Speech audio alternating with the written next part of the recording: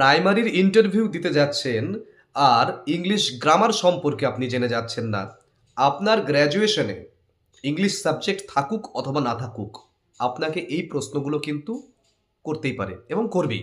100% এগুলোর মধ্যে থেকে কিন্তু প্রশ্ন কিন্তু হবে। ইংলিশ গ্রামারের টুকটাক এই সমস্ত প্রশ্নগুলোকে কিন্তু ওয়ান লাইনের হিসেবে রেডি রাখতে হবে, তার সঙ্গে একটা দুটো এক্সাম্পল মাথায় রাখতে হবে। আপনারা সমস্ত কিছু আমার চ্যানেলে সেগুলো পাবেন। আজকে আমরা মূলত নাউনের উপরে আমরা ফোকাস করব।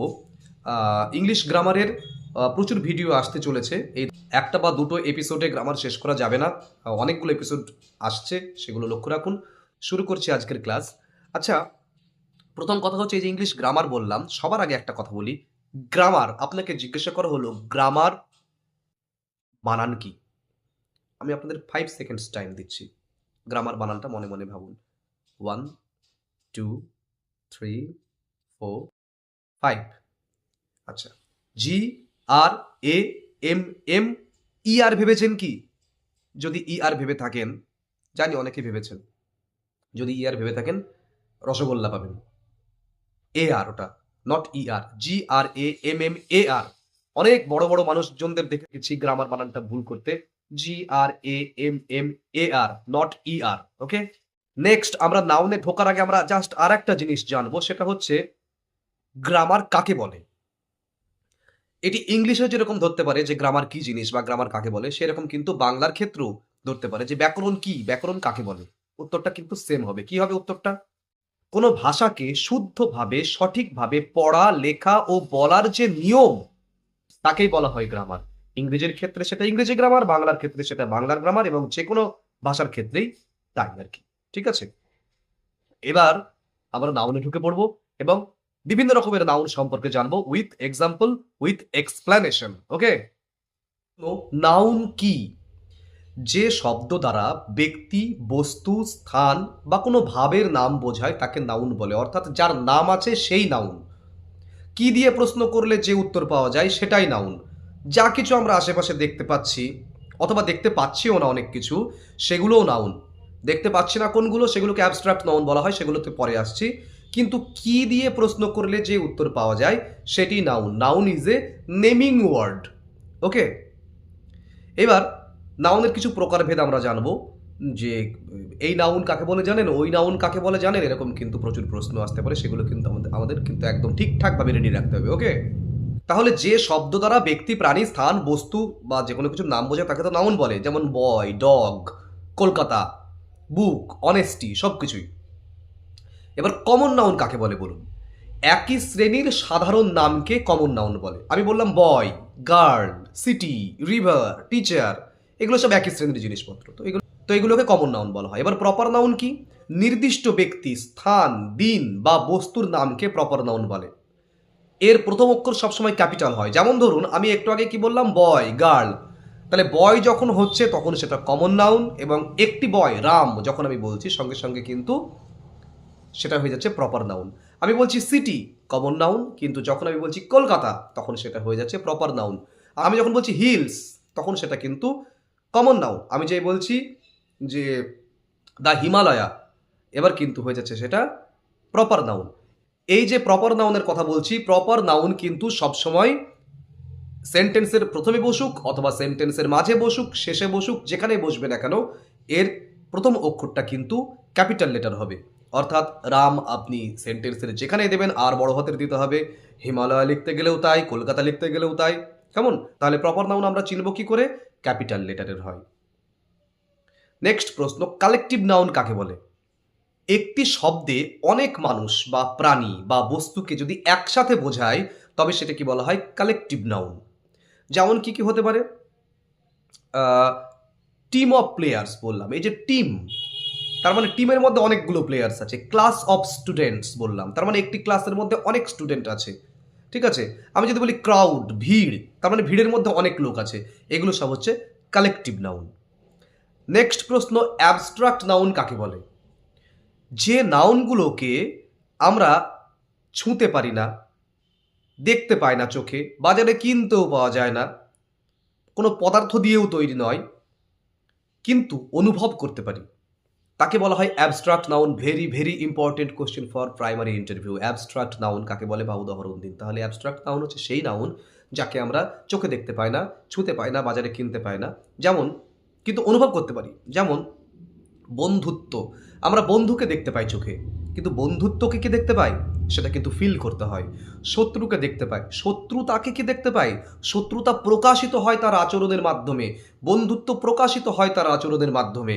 এই প্রকাশগুলোকে আমরা দেখতে পাই এবং অনুভব করি যে সে আমার বন্ধু নাকি শত্রু। সুতরাং বন্ধুত্ব বা শত্রুতা এদেরকে কিন্তু আমরা অনুভব করছি, চোখে দেখতে পাচ্ছি না। আমরা বন্ধুকে বা শত্রুকে দেখতে পাচ্ছি চোখে। একইভাবে সৎ মানুষকে আমরা দেখতে পাই, সততাকে কি দেখতে পাই, অনেস্টি দেখতে পাই না নিশ্চয়ই। তার আচরণের মাধ্যমে আমরা ফিল করি যে সে একজন সৎ মানুষ বা তার সততা রয়েছে। তাহলে সততাকেও আমরা কিন্তু চোখে দেখতে পাই না। তাহলে ধরুন ধরুন শিশুকে আমরা চোখে দেখতে পাই, কিন্তু শৈশবকে কি চোখে দেখতে পাই?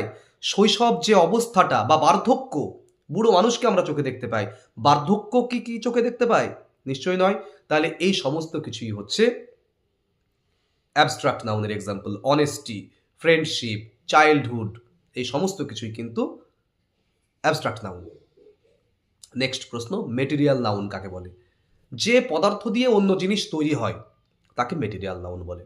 যেমন গোল্ড, উড, আয়রন, এগুলো সবই হচ্ছে মেটেরিয়াল নাউন। মানে গোল্ড দিয়ে একটা সোনার জিনিস তৈরি হয়, কাঠের একটি চেয়ার তৈরি হয়, মানে এই উপকরণ বোঝায় আর কি, সেগুলো হচ্ছে মেটেরিয়াল নাউন। কাউন্টেবল নাউন কাকে বলে? শুনেই বোঝা যাচ্ছে যে নাউনগুলোকে কাউন্ট করা যায়। যেমন পেন, বুক, অ্যাপল, চেয়ার, টেবিল, কাপ, সমস্ত কিছুই হতে পারে। আনকাউন্টেবল নাউন কাকে বলে? যে নাউনগুলোকে গোনা যায় না, সেগুলো আনকাউন্টেবল নাউন। যেমন ওয়াটার, মিল্ক, রাইস, সুগার, এগুলো হচ্ছে আনকাউন্টেবল নাউন। এখানে একটা মজার জিনিস আমি বলে রাখি, নাউনের ক্ষেত্রে টাকা, টাকা কাউন্টেবল নাউন নাকি আনকাউন্টেবল নাউন? টাকা তো গোনা যায়, কিন্তু টাকা আনকাউন্টেবল নাউন। কেন? এটি বাচ্চাদের, মানে আমিও স্কুলে শেখাই, একটু বলে দিই টাকা কেন কাউন্টেবল নাউন নয়। টাকা তো সবসময় আমরা গুনছি, অথচ টাকা কাউন্টেবল নাউন নয়, এটা কেমন কথা? আমরা কাউন্টেবল নাউনে পড়েছিলাম যা গোনা যায়, যে নাউনকে। আনকাউন্টেবল নাউনে পড়েছি আমরা যে নাউনকে আমরা গুনতে পারি না, পরিমাপ করতে হয়। ওয়াটার, মিল্ক, রাইস, সুগার, এদেরকে কিন্তু পরিমাপ করতে হয়, এদেরকে কিন্তু আমরা গুনতে পারি না। তাহলে টাকা তো গোনা যায়, এবার কি হবে? না, টাকা গোনা যায় না স্যার। টাকা, ধরুন আপনার কাছে পকেট থেকে একটা 500 টাকার নোট রাখা হলো, একটা 200 টাকার নোট রাখা হলো, একটা 100 টাকার নোট রাখা হলো। আপনাকে যদি বলি এখানে, আপনি যদি বলেন যে আমি টাকা গুনতে পারি, তাহলে টাকার সংখ্যা হলে 3, 500, 200, 100, এই 3টে টাকার নোট। এইবার আপনি বলছেন যে না, এটা তো 800 টাকা। এই 800টা আপনি পেলেন কি করে? কাগজ তো ওখানে 3টে, আপনি পরিমাপ করলেন। 500 টাকার যে নোট, তার ভ্যালু, কত? 500। 200 টাকার যে ভ্যালু, 200 টাকার যে নোট, তার ভ্যালু 200, এবং 100 টাকার যে নোট, তার ভ্যালু হচ্ছে 100। তাহলে 500, 200, 100 যোগ করে আপনি 800 পাচ্ছেন। এটা কিন্তু তার ভ্যালুটাকে যোগ করছেন, আপনার যে কাগজটা সেটাকে আপনি যোগ করছেন না। তাহলে এইখান থেকে আপনি বুঝতে পারছেন যে টাকা আপনি কিন্তু মোটেই গুনছেন না, টাকার ভ্যালুটাকে পরিমাপ করছেন। টাকা আনকাউন্টেবল নাউন। এবং এখানে আরেকটা জিনিস মনে রাখতে হবে, কাউন্টেবল নাউনের আগে মাছ বসে না, মেনি বসে। আনকাউন্টেবল নাউনের আগে মাছ বসে, মানে অনেক পেন, মেনি পেন্স, কিন্তু অনেক তেল, মেনি তো হয়, মেনি তো হবে না, তখন কি হবে? মাছ অয়েল। এবার টাকার সঙ্গে তাহলে কি বসে? টাকা যদি কাউন্টেবল নাউনই হতো তাহলে তো মেনি মানিজ হতো, তাই কি? টাকার কি প্লুরাল হয়, মানিজ হয়? কাউন্টেবল যে, তার তো এই হবে, প্লুরালও হবে, মানে পেন থেকে পেন্স, বেঞ্চ থেকে বেঞ্চেস ইত্যাদি, তাই তো? মিল্ক থেকে তো মিল্কস হয় না, তারপরে রাইস থেকে রাইসেস হয় না, ওয়াটার থেকে ওয়াটার্স হয় না। একইভাবে দেখুন, মানি থেকে কিন্তু মানিজ হয় না। তাহলে দুটো জিনিস আমরা বুঝতে পারছি, যে প্লুরাল হয় না এবং পরিমাপ করতে হয়, গোনা যায় না, এবং তার আগে আমরা কি বসাচ্ছি? মাছ মানি বলছি। I have much money, not many moneys, তাই না? তাহলে এখান থেকে কিন্তু, মানে এটা কিন্তু ভালো প্রশ্ন একটা ইন্টারভিউয়ের জন্য, যে টাকা কাউন্টেবল নাউন না আনকাউন্টেবল নাউন, কেন আনকাউন্টেবল নাউন, এগুলো ব্যাখ্যা করে বোঝানো হলো। ওকে, আমরা এবার নেক্সট যাব, কংক্রিট নাউন কাকে বলে? অ্যাবস্ট্রাক্ট নাউনের উল্টোটা, অ্যাবস্ট্রাক্ট নাউনকে আমরা অনুভব করতে পারি কিন্তু চোখে দেখতে পাই না। একইভাবে কংক্রিট নাউনকে কিন্তু চোখে দেখা যায়। এটা খুব একটা ইম্পর্টেন্ট নয়, তবু জেনে রাখুন যদি জিজ্ঞাসা করে। কংক্রিট নাউন মানে যা আমরা চোখের সামনে দেখতে পাচ্ছি, টেবিল, ডগ, ফ্লাওয়ার, চাইল্ড, যে কোনো কিছুই হতে পারে। ওকে, নেক্সট প্রশ্ন হচ্ছে কম্পাউন্ড নাউন কাকে বলে? দুটি বা ততোধিক শব্দ মিলে একটি নাউন যদি গঠিত হয় তাকে বলা হয় কম্পাউন্ড নাউন। কিরকম ব্যাপারটা? ধরুন ক্লাস একটি ওয়ার্ড, রুম আরেকটি ওয়ার্ড, দুটো মিলে আমরা বলছি ক্লাসরুম, এটি একটি কম্পাউন্ড নাউন। টুথ একটা ওয়ার্ড, ব্রাশ আর একটা ওয়ার্ড, দুটো মিলে হয়ে যাচ্ছে টুথব্রাশ। রেলওয়ে একটা ওয়ার্ড, স্টেশন একটা ওয়ার্ড, দুটো মিলে হয়ে যাচ্ছে রেলওয়ে স্টেশন। এই সমস্ত কিছু হচ্ছে কম্পাউন্ড নাউন। নেক্সট প্রশ্ন, পজেসিভ নাউন কাকে বলে? মালিকানা বোঝাতে যখন আমরা অ্যাপোস্ট্রফি এস ব্যবহার করি না, তখন সেটাকে বলা হয় পজেসিভ নাউন। কিরকম? রিনাস বুক, দ্য বয়েজ ব্যাগ, এই যে এই সমস্ত ক্ষেত্রে যে রিনাজ দ্য বয়েজ করলাম, এগুলোকে বলা হয় পজেসিভ নাউন।